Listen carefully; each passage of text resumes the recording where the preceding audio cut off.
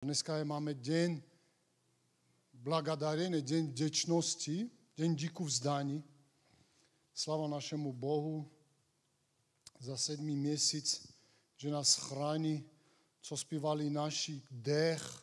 Každý den sílu obnovuje nás Bůh. Za to jsme tady, aby jsme mu děkovali, že my jsme ty lidi, jedni z mála lidí, možná i z moc lidí, kteří jsme nezapomněli, že všechno máme z jeho milostivý, svatý a věčné ruky. Amen? Amen. Všechno je od Boží ruky. On je náš spasitel, přimluvce, zachránce. On nám v jeho paprcích je uzdravený, jak říkal bratr Žalm náš. Ano, Ježíš je náš uzdravitel, on je náš slunce. Sláva tebe, Ježíši. Dneska jsme tady, aby jsme tě děkovali. Na kříži si zaplatil za nás všech. Aby jsme mohli věčně žít, aby jsme druhou šanci dostali. Amen. Buďte požehnáni, bratři, sestry, dneska máme díku vzdání, dneska bude bez překladu. Pokud nikdo z vás nerozumí česky, bychom omluvali, protože ty bratři, kteří překladají, jsou na dovolené a zaslouží si, protože roky nám překladají. A bych jsem chtěl, kdo nerozumí česky, aby přesednul k nikomu, kdo vám pomůže překládat na rusky nebo na jiný řeč. Jsou tady lidi, kteří nerozumí česky? Všichni rozumíte. Sláva Bohu. Z jedné strany je to dobrý, se naučíme hezky česky. Bratři, sestry, chtěl bych začít příslovím 24:5. Král Šalamón říká, moudrý z muže víc než velký silák, ten, kdo má znalosti, sílu přemáhá. Dneska budeme učit z Bible, potřebujeme, aby jsme měli znalosti Boha, který nám pomůže v našem každodenním životě. Učení v mládí je moudrost ve stáří. Chtěl bych číst Jeremiáše. 2 modlitby uděláme a pak budu kázat. Jeremiáš 31. kapitola 16-19, verš budu číst a pak přečtu ten samý verše z nového překladu. Tak praví Hospodin, nepláč, už zadrž slzy, nebo tvá námaha dojde odměny, praví Hospodin. Oni se tě z nepřátelské zemi vrátí. Je tu naděje pro tvé potomky, praví Hospodin, tvé děti se vrátí do vlasti. Jasně jsem slyšel Efraimův nářek. Byl jsem nepovolen jako mladý byk, krotil si mi a už jsem skrocený. Obrať mě, ať se vrátím zpět, vždyť ty jsi můj Bůh, Hospodine. Po všem odvrácení činím pokání, po svém poučení se bij do hrudi. Stydím se a jsem zahamben, že nesu potopu o svých mladých dnů.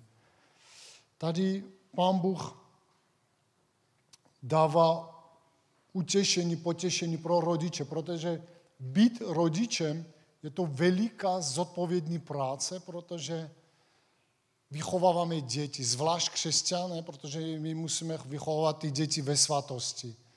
Aby děti pochopili, že jejich chrám, jejich tělo je chrám Boží. A chtěl bych přečíst to samý verše z Jeremiáše v novém překladu. V zápětí však Hospodin pokračoval. Zanechej na řeku a setři si slzy z očí, protože si zasloužíš odměnu za to, co si pro své děti vykonal. Sám Bůh říká, že rodiče, kteří pracují a živí svoje děti, zaslouží odměnu.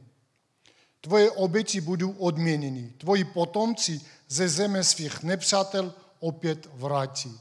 Občas naše děti zachází ne tam, kam je třeba. Nepřátelskou zónu zachází.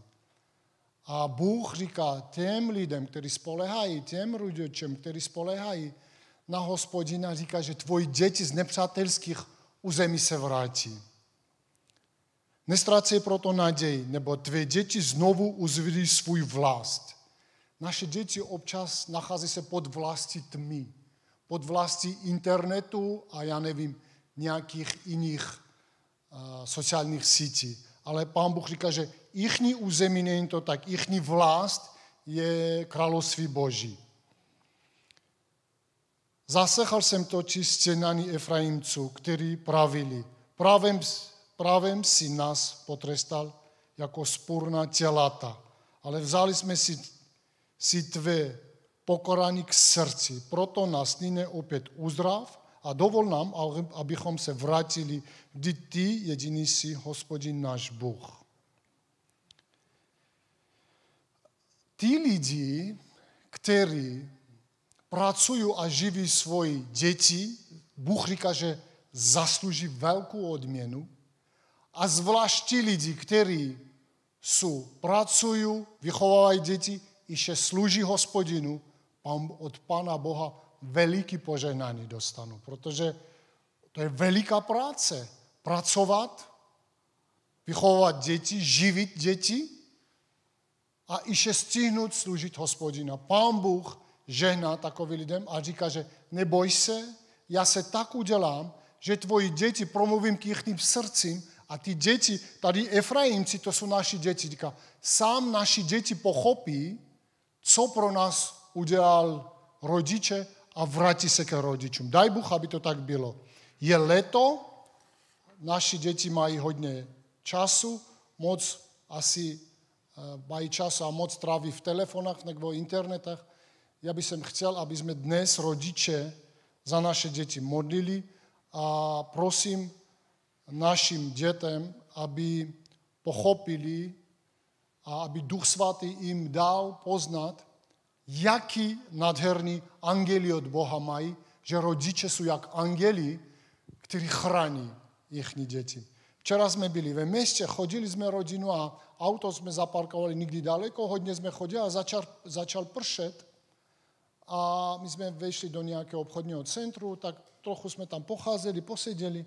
A pak hodně pršelo, tak jsme říkali, že zavoláme nějaké auto, taxíka, aby nás odvezl k našemu autu, aby celá rodina nebyla zmokra a já vemu auto a s Abrahamem přijdeme za rodinu. Jdeme a přijde řidič, odveze nás a pár slov, 5 minut nás, pár slov jsme promluvili. A když jsme vystupili z auta, ten pán se otáčil, podával mi ruku, říká, moc děkuju, že jsem mohl vás vést. A potom chytil ruku Abrahama a říká, važ si svoju tátu. Máš nádherného tátu. A říkal ještě jiný věc, který stydím vám říct, a to, sláva Bohu, to nechám pro sebe a Abraham to. Víte, a Bible říká, že aj kameny promluví. Když bude třeba, aj kameny promluví, aby říkali pravdu. Cizí člověk, 2 minuty jsme spolu mluvili, otáčil se Abrahamu a říkal, važ si svoju tátu. Já jsem říkal, Abraham, to byl asi anděl, vůbec to nechápu. Co to bylo za člověka? Rodiče, buďte požehnáni, kteří vychováváte děti. Pán Bůh vás to vidí všechno, ty vaše starosti, protože od rána do večera stávají rodiče a myslí, jak zabezpečit naši děti. A děti, prosím vás, máte teď šanci, aby se svým rodičům poděkovali. Je léto, můžete vzít nějaký úkoly doma, udělat, pracovat, pomáhat. A když budete pracovat, pomáhat rodinu, v duši budete cítit nádheru. Nezůstávajte v těch internetách a v televizi.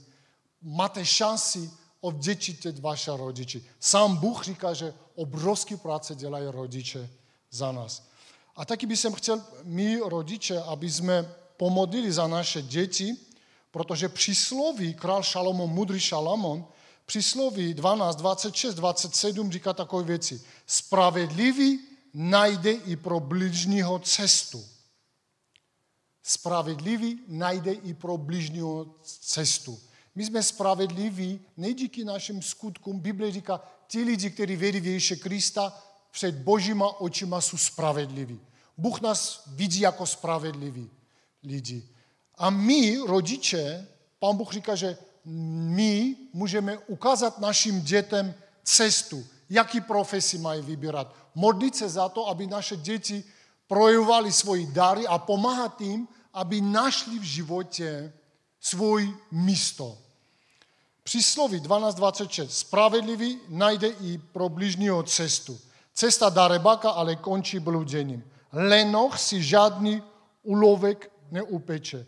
Píle je pro člověka cenný majetek. Pracovitost píle je to snaživost je veliký majetek. Když dítě je pracovité, nebo když dítě vidí, že svoji rodiče jsou pracovití, možná některý z nás tady nemáme tolik bohatství, jako by se s nikým srovnávali, ale pokud jsme my pracovití, Bible říká, že to je veliký majetek. Píle je cenný majetek, aby jsme našim dětem od maličkých let naučili pracovat, pozbuzovat jich a taky modlit se společně, aby jsme naše děti mohli najít tu profesi, ty dary, které Bůh vložil v nich. Můžu vám říct, že co na světě chodím, setkávám s lidma, 90% lidí dělají svoji práce, které nemají rádi. Dělají to kvůli penězům, ale nesnáší svoji práce. A Bible nám říká, pokud my křesťané budeme se modlit, naši blížní najdou svůj území. Spravedlivý najde i pro blížního cestu. Prosím vás, pojďme postavit se na naši nohy a pomodlíme se za naše děti, aby Bůh dal moudrost, aby jsme mohli našim dětem, když uvidíme něco dělat, třeba moji děti, když něco dělají, okamžitě vidím, u koho, kdo má jaký dar, okamžitě jim říkám, ale ty to děláš dobrý. Rodiče musí všímat, jaký věci vaši děti dělají dobře. Někdo je pozorný, někdo je pracovitý, někdo rád čte, někdo je technicky vybavený. My jsme povinni pomáhat našim dětem, aby našli svůj úděl. Bible říká, kde jsou dvoje, troje, já jsem tam. A apoštol Pavel říká, když přicházíte do církve, pozbuzujte navzájem. Bratři, sestry, my jsme křesťanská rodina. Bible říká, že my musíme pomoct jeden druhému. Když já uvidím, že někdo z vás něco dělá dobrého, já musím říct, že ty to děláš dobře, aby ten člověk našel svůj úděl. Rozumíme si? Když někdo je fyzicky silný, někdo je technický nebo nějaký jiný dar má, prosím vás, řekněte svým bratřům, sestrům, ale ty to děláš dobře, ty dobře kážeš, ty dobře zpíváš, řekněte, když vidíte, že někdo dobře něco dělá, tak přijďte za ním a řekněte, ty to dobře děláš. S tím ty pomáháš ho, aby on našel svůj dar. Apoštol Jan říká, že jsme chodící evangelium. My nejsme křesťané jenom kvůli tomu, když uvidíme, že někdo z nás dělá chyby a hned přijdeme, řekneme, ty to děláš chybu. Jak to, že my vidíme to špatně a to dobré nevidíme u nás všech bratřů a sestru? Jak to, že to tak je? My musíme i dobro vidět, jak to, že my říkáme to špatně našim bratřím, sestrům a neříkáme to dobro. Pojďme říct ty dobro taky, co vidíme.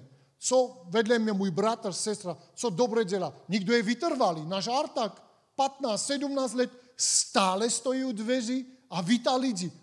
To nemáme přijít za Artakem a říct, ale moc tě děkuju, jsi strašně vytrvalý. Kolik let Artak to dělá? Kolik let naši bratři, sestry na technické služí? Kolik let náš pastor služí? Kolik let pastor Míša služí? Musíme přijít za ním a říct, ty to děláš dobře. Ty to děláš dobře. OK? Bože, modlíme se za naše děti. Moc tě děkujeme, že jsi nám dal děti. Žehnáme našim dětem. Pane, tvoje slovo říká, že spravedlivý najde i pro bližního cestu. Pane, prosíme tě, daj nám moudrost, aby jsme viděli ty dary v našich dětech, aby jsme jim pomáhali, aby oni mohli najít svoje území v tomto světě. Aby každý našel svoje místo, s tím dobře pracoval, pilně a chválil tvoje jméno, Hospodine. Ve jménu Krista modlíme a žehnáme naše děti a všichni rodiče. Haleluja. Amen. Bratři, sestry, ještě neposaďte, mám ještě jednu modlitbu. Já ještě jsem nezačal kázat. To je začátek. Prosím vás, Deuteronomium 7. kapitola, 15. verš. Budu číst půlku verše, protože ten půlka buď vy čtete tam, nebo čtete doma, to je zázračný verš. Bůh říká svému národu, Hospodin od tebe odejme každý nemoc. Každý nemoc odejme. Víte, druhá půlka, víte, co říká? A kdo tě ubližuje, ten nemoc přijde na nich. To je strašný. Takže křesťani, buďme opatrní, nikdy nepomluvajte křesťany. Hospodin od tebe odejme každý nemoc. My jsme církev a Pán Ježíš je tady ve svým duchu. Položte svoji ruku, kde vám něco bolí a prosme Boha, aby od nás odejmul každý nemoc, kde máme. Já několik věcí mám, které v mojem tělo tíží. Žaludek mi bolí, zada mi bolí. Pojďme se pomodlit, aby Pán Bůh od nás vzal každý nemoc, který nás sužuje. Hospodine, modlíme se k tebe podle tvoje slova. Ty si říkáš, že moje slovo nadarmo z mojich úst nevychází.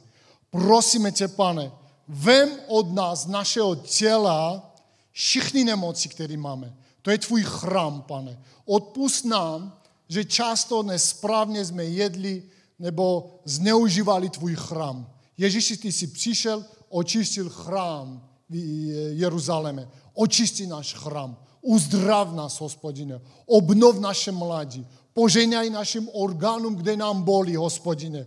Polož svoji ruku na naše rany, Hospodine. Ranama Krista jsme uzdraveni. Odejmi ode mě, od našeho národa, od Božího národa, od eklesí, od každého člena, veškerý nemoc, Hospodine. Ať jsme zdraví, ať se můžeme chválit. Ve jménu Krista přicházíme ke trónu milosti, modlíme se k tebe, Hospodine. Amen, amen. Haleluja. Můžete se posadit.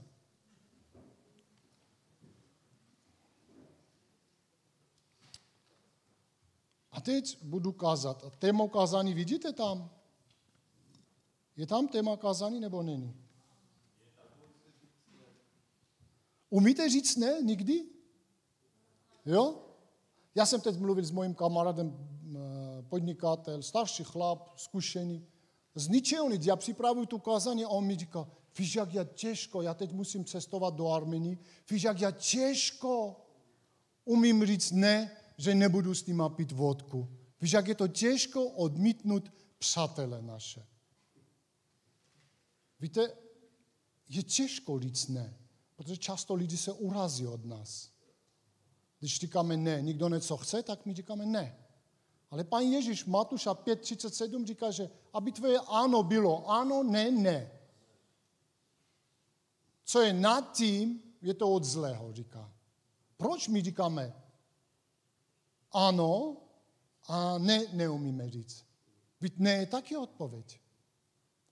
Dneska chci, aby jsme se trochu v Biblii naučili, jak Pán Ježíš, jak když jemu přišli a prostě i křesťané, nebo i ďábel, když přišel, jak Pán Ježíš říkal ne. Pokud chceme být křesťany, pokud chceme Bohu říct ano, tak musíme často říct satanovi ne. Jsou hodně lidí, kteří oni neumí říct ne. A jsou lidi, kteří zneužívají takový lidi.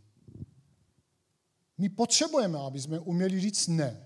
Ať je naše ano, ano, ne, ne. Tak má být u křesťanů. Občas setkávám s křesťanama, mi připadají, že, já nevím, takový, jak buddhisti. Prostě, jako by neměli svůj názor. Jsem křesťan, já musím hodný být, dobrý být a hodně lidí nás zneužívají. Vememe si příklad od Bible. Prosím vás, Matuš, 4. kapitola, 1. od 11. verš, vidíme tady, jak Satan přichází a snaží se našeho Pána pokušet. Já budu tu číst a když uvidíme, že už je času málo, tak nějaký verše nebudu číst, protože budu od srdce říkat vám. Tedy byl Ježíš veden duchem na pušť, aby byl pokušen od ďábla. Postil se 40 dní a 40 nocí, až nakonec vyhladoval. V tom k němu přistoupil pokušitel a řekl mu, jsi-li Boží syn, řekni tomuto kameni, ať se promění chleba. On však odpověděl, je psáno, nejen chlebem bude člověk živ, ale každým slovem vycházející z Božích úst. Teď ho ďábel vzal na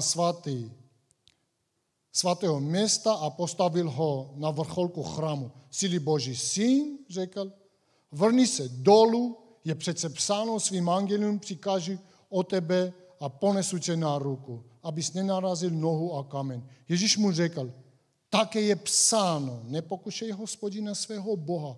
Poté ho ďábel vzal na velmi vysokou horu, ukázal mu všechny království světa a jejich slávu. To všechno tě dám, řekl mu, když pádneš na kolena a pokloníš se mi. Odejdi, satane, řekl mu na to Ježíš. Je přece psáno, Hospodinu svému Bohu se budeš klánět a jemu jedinému sloužit. Tenkrát ho ďábel opustil, hle, přistupili anděli a služili mu. A v ruštině nebylo ten překlad. Šetříme, Max. Takže děkuju. Pán Ježíš slouží, pomáhá. Lukáš 12. kapitola, 13. 15. verš.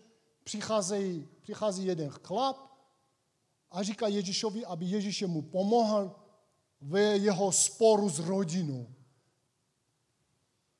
Nikdo z dávu požádal, mistře, řekni mému bratrovi, ať se se mnou rozdělí o dědictví. Člověče, odpověděl mu Ježíš, kdo mě ustanovil vaším soudcem nebo rozhodčím? Tehdy všem řekl, dejte si pozor, varujte se veškeré chamtivosti. Život přece nespočívá v hromadění majetku. Přichází chlap, prosí o Pána Ježíše, protože on má problém. Prosí o Pána Ježíše, aby Pán Ježíš mu pomohl. Pán Ježíš říká, já nejsem tady rozhodčí, já nejsem tady soudce. Nepřišel jsem soudit vaši spory rodinoví, ty dlužíš mě majetkový spory. Pán Ježíš prostě odmítnul toho chlapa. Říká, já nebudu dělat vám soudce, já jsem spasitel. Přišel jsem vás zachránit z vašich hříchů. Nejsem tady, aby jsem zapletal do vašich sporů. Prostě jedno řečeno můžeme říct, že Pán Ježíš odmítnul toho chlapa, že já nemůžu tě v tom pomoct. Hodně často za náma přicházejí lidi a chcou, aby jsme v nějakých věcech jim pomohli. Buď to je křesťan, nekřesťan. Pokud nevíš odpověď, tak řekni ne, já to nevím. Jednu jsme měli duchovní rádu a u nás v kanclu a pastor Miša říkal jednu větu, to bylo před 10 lety, do teďka pamatuju. Pokud neznáš odpověď, pokud nevíš, co máš dělat, tak nic nedělaj. To je životní mudro, který skrz pastora Miše přišel do mého života. Občas jsou nějaké věci, které neznám na to odpověď, takže nebudu vymýšlet z moje hlavy nějaké věci. Takže my taky můžeme říct, pokud nevíme odpověď, nebo to není náš věc, Pán Bůh stvoril všechny lidi, ty dva bratři se hadají a přicházejí, aby Ježíš jim pomohl. Pán Ježíš říká, nebudu tě pomáhat, já nebudu to dělat. Není to můj věc, já jsem ne kvůli tomu přišel sem. Takže odmítá. Když náš Pán Ježíš odmítá nějaké věci, takže prostě můžeme zamyslet, že jsou věci, které nám do srdce tíží, tak nevlez do cizích sporů a nedělat nějaké. Taky umít říct ne. Často se stává, že si zanecháváme svoji práci, svoje rodiny, začínáme se starat jinýma věcma a pak už nám nezbyde čas na svoje rodiny a na svoje starosti. Musíme dávat pozor, co dneska Pán Ježíš chce nám říct. Několik věcí jsem napsal, kde je strašně velký nebezpečí říct ne, kde těžko říkáme ne. Přísloví 17:18, král Šalamón, mudrý Šalamón říká takové, přišel o rozum, kdo ruku se upíše, za bližního slouží za ruku. Našima slova Pán Bůh říká, že ale nemáš mozek, prostě hlupý si, pokud si složíš za ruku za bližního. Pokud nikdo složí za ruku za svoje bližního, pokud my máme si pomáhat. Pán Bůh říká, první zákon Boží, nejdůležitější, miluj svého Hospodina celým svým srdcem, celou svoji mysli, celou svou duši, miluj svého bližního jako sám sebe. Ale občas, proč Bůh říká bližního odmítni, když je třeba? Protože často je pokušený, je to můj bližní, musím ho pomoct. Proto Bible říká, přišel o rozum, kdo ruku upíše se, za bližního slouží za ruku. Protože za cizího bychom vůbec mohli rychle odmítnout. Ale bližní jsou pokušení pro nás, když přichází bližní. Například mama, bratr, sestra z církve, přichází lidi, chce pomoct. Máme pomáhat, ale s rozumem. ale neupsat se za nikoho. Proto Bible říká, že dávaj pozor. Nebo naši bližní nám říkají, že ty máš peníze, a nepomáháš mě. Kdyby jsem já měl peníze, tak by jsem tě pomáhal. Jsou blížní, kteří vůbec nechcou pracovat. A chcou, aby si jim pomohl. A zlobí se na tebe, že jim nepomáháš. Já jsem udělal hodně chyb takových. Církev, pastor, hodně mojich blížních strašně moc jsem pomáhal. A zneužívali to hodně moc blížní. Proto Bible, slovo Boží říká, dávaj si pozor, blížní můžou tě ubližovat. Dneska naše kázání je téma říct ne, umít říct ne. Blížní můžou tě takové věci říkat. Mojemu rodinovi volají a chcou, aby jim poslali půjčku. A moje rodina jim odmítá. Říká, že no nemůžeme si to dovolit. A oni říkají, k mojim blížním rodinu, říká, kdyby tvoj táta měla rakovinu, ty bys neposlal peníze? Chápete, jak může blížní nám prostě takový slova říct, že zraňuje nás. Blížní můžou nejvíc zraňovat nás. Chce půjčit peníze, rodina se počítá na svůj rozpočet, nemůže se to dovolit. A oni říkají, kdyby tvůj táta měl teď rakovinu, nenašel by si peníze? Co je tě potom? Najdu nebo najdu. Ale pro tebe nemám peníze. Nechci tě dávat peníze. Proto Bible říká, dávaj si pozor, říká, vyletěl tě mozek z hlavy, říká, přišel o rozum, kdo za blížního se upíše.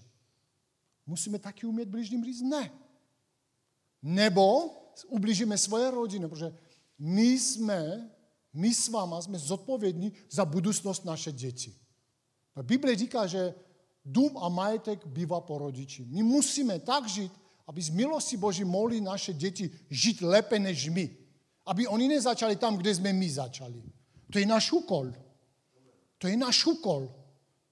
Já říkám, že moji děti musí být lepší než já. A jejich děti musí být lepší než oni. Tak říká Bible.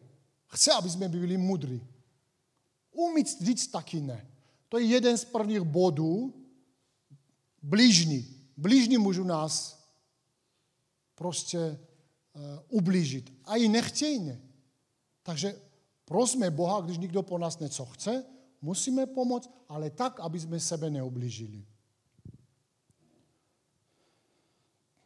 Mluvil jsem o svoje kamarádovi, že říká, musím cestovat a bojím se, že mě budu hostit, ale nedokážu jim říct ne alkoholu. On sám s tím ubližuje svoje zdraví, svoje rodině, svůj čas.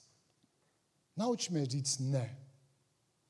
Naučme říct ne hostině, alkoholu, takové věci. Naučme říct ne. Pán Bůh ať dá nám sílu, aby jsme my křesťani mohli říct ne. Jeden z paradoxních, hodně setkává s nám, s křesťanem, potkává takový věc, že křesťani, když něco chcou a když jim nepomáháš, oni se urážejí. Pán Ježíš říká, ne všichni vejdou do království Boží, kteří mi říkají, pane, pane. Víte, ne všichni, co říkají, já jsem věřící, jsou opravdoví věřící. Jo, třeba tady uvidíš člověka, přijde a půl roku ho neuvidíš. Pak jak něco potřebuje, tě zavolá a ty musíš hned za ním jít. A když nejdeš, tak oni se urazí. Že ty nejdeš mě pomoct. Musíme dávat pozor. Pod Božím jménem můžou nás lidi ublížit. A i křesťany. Sami víte, že Pán Bůh říká ne. Vy taky můžete říct ne. Pokud nemáte v pokoji duši, tak ne. Vemte si čas, modlete se, proste Boha o moudrost. No, nepřijdu sem a potom, vidíte, už čas, už musím končit. Ještě 2 body řeknu a končím. 2 nejdůležitější ne, kterými musíme si naučit říct. A to je obrovsky vážně. Rodiče nemůžou svým dětem říct ne. A tím jim každý budoucnost. Když dítě něco chce, rodič miluje tvoje dítě, jeho dítě a neumí říct jemu ne. Viděl jsem hodně rodin, že deti, co chceli, rodiče vyhověli, zadlužili se, pak nemohli ty dluhy platit, pak začali půjčky, začali přicházet o svoje bydlení, začali přicházet prostě ostudu dělali v církvi a všude možné. Rodič musí svým dětem umět říct ne. Protože Pán Bůh sám Ježíšovi říkal ne. Když Ježíš měl jít na kříž, přišel na Getsemánské a poklonil se a prosil Boha a říkal, prosím, pokud je možné, odejmi ode mě tu číšu. Pán Bůh říká ne. Ne, neodejmu od tebe. Musíš to dokonce jít. Musím vám říct jedno tajemství. Mami jsou více přísněji než tatínky. Mami více dodrží. Mama řekne ne, přijde za tátu, tata řekne ano. Nesmí se to tak být. Kazíme budoucnost našim dětem. Když neumíme našim dětem říct ne. Musíme říct ne. Aby oni pochopili, že aj ne je odpověď, aby nemohli ublížit sám sebe, ty děti. Ne a ne. Když něco špatně, něco víc, něco přes čáru, musíme říct ne. Ať Bůh nám dá sílu, aby jsme mi mohli říct ne. A víte, když největší ne, komu máme říct? Sebe. Sebe taky. Musíme říct ne. Ráno stávám, první telefon. Ne. Ráno stávám, první děkuju Bohu. Čtu jeden verš. Ne. Jídlo přes čáru večer ne. Snažit se říct ne. Hříchu ne. Pornografii ne. Nadměrné utracení ne. Musíme říct sebe taky ne. Blížním, přátelům, dětem, sebe, aby jsme mohli říct ne. Daj Bůh nám sílu, aby jsme to, co jsme dneska slyšeli, aby jsme my mohli používat v našem životě. Buďte požehnaní. Můžeme se postavit, pomodlit se na...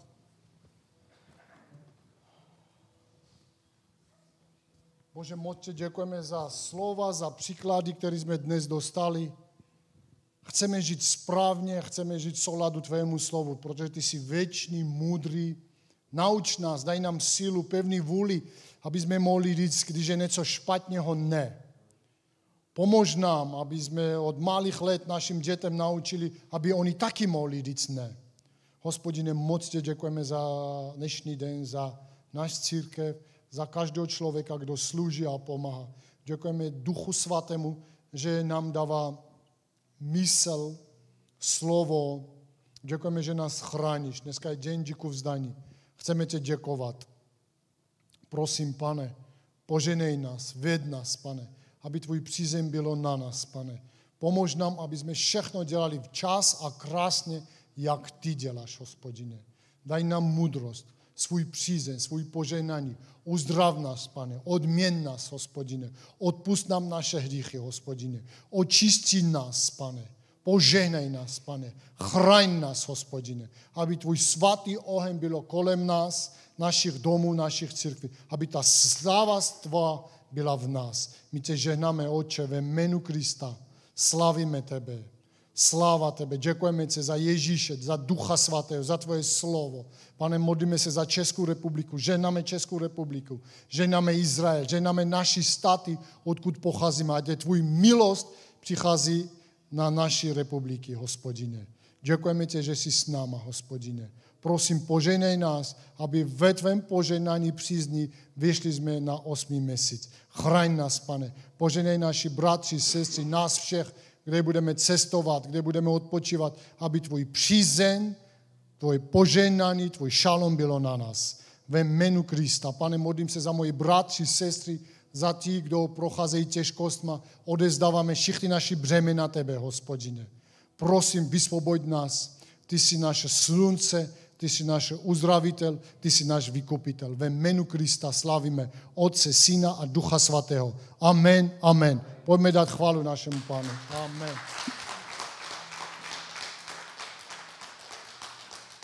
Zázračné 12:04. Skončili jsme, sláva Bohu, můžeme si navzájem trochu pít kafe, bavit se.